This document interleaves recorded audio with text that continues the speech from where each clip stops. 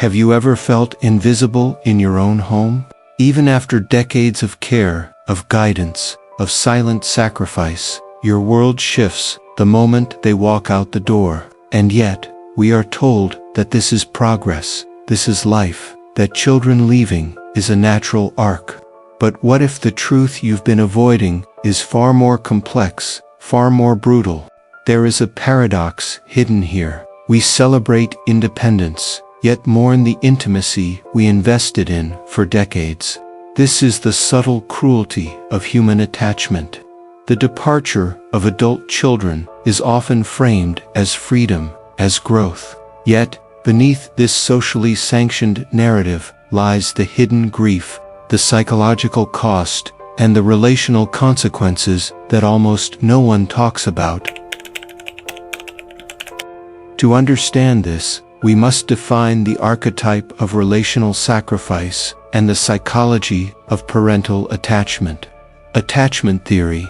Bowlby's attachment theory doesn't stop at infancy.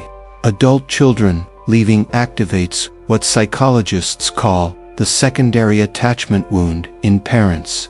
This wound is a subtle, chronic ache, a quiet echo of the primal fear of separation. Even rational minds understand, yet the body remembers.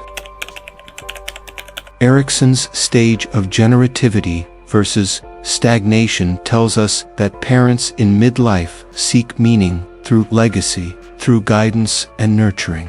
When adult children leave, this role suddenly becomes ambiguous. The sense of purpose is disrupted and often replaced by role confusion. A disorienting psychological state where one no longer recognizes one's own importance. Here's the cruel irony: the more one sacrifices, the deeper the void. In psychological literature, this is called altruistic overextension, where a parent invests almost all identity in the child. When the child departs, the parent faces an existential vacuum. Not just loss, but a questioning of the self. Who am I, if not a parent? Imagine a tree that has bent its branches toward the sun for decades. The fruit finally ripens and is taken by the wind. The tree remains rooted, still thriving in sunlight, but now it is hollow, missing the weight it bore proudly for years. The tree is strong, but the hollowness is real. The pain is not only emotional, it is existential. Psychologists note that the absence of adult children triggers what's called anticipatory grief, a chronic tension that exists even before one recognizes its depth. Parents feel simultaneously proud and abandoned, a duality that creates internal dissonance.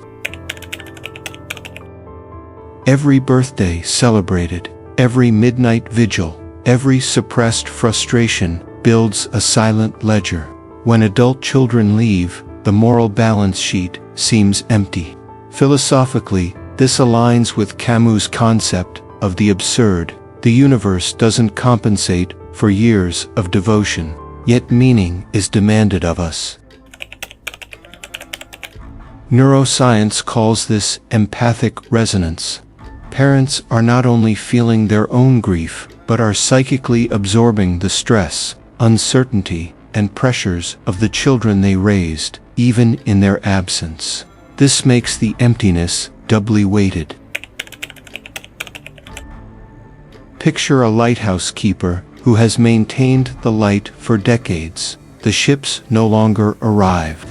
The beacon burns still, but the purpose seems unclaimed. The keeper feels both relief, the light was his own, and a silent, aching redundancy. What happens psychologically when children leave? Identity fragmentation. Parents often experience what clinical psychologists call ego diffusion, a subtle loss of self.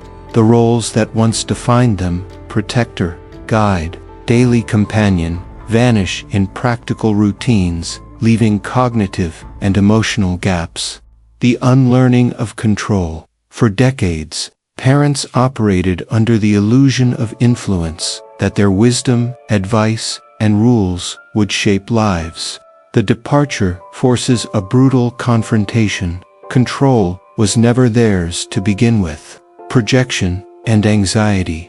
Many parents project their own unfulfilled dreams onto the empty spaces left behind. What remains is a paradoxical mix of pride in independence and fear of irrelevance.